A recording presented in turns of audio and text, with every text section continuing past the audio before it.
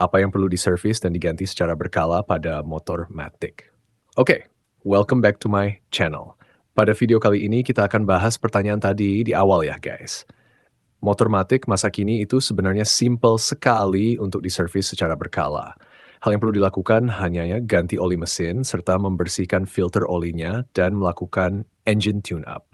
Engine tune-up ini meliputi pembersihan filter udara, pembersihan throttle body dan jalurnya, penyetelan celah klep, penyetelan idle, pembersihan injektor, serta intake manifoldnya. Lalu pembersihan ruang bakar beserta busi sekaligus disetel celah businya.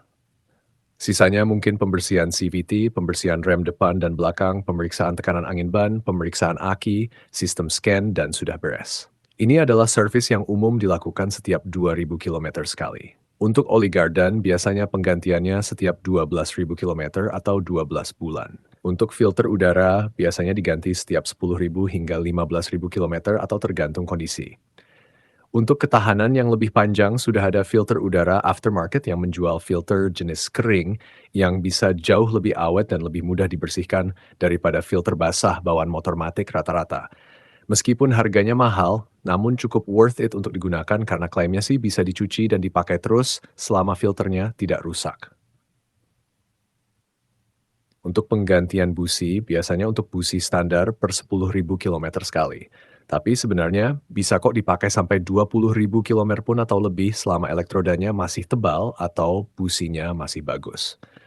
Jika ingin umur busi yang lebih panjang dengan performa yang jauh lebih baik, Anda bisa upgrade busi ke jenis iridium yang bisa tahan hingga 100.000 km.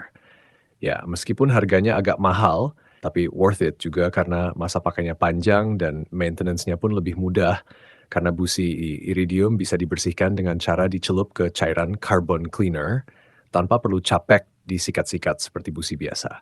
Untuk minyak rem itu biasanya bisa opsional tergantung kondisi dan warna minyak rem. Tetapi saran saya, ikut ganti juga tiap 12 bulan atau setahun sekali.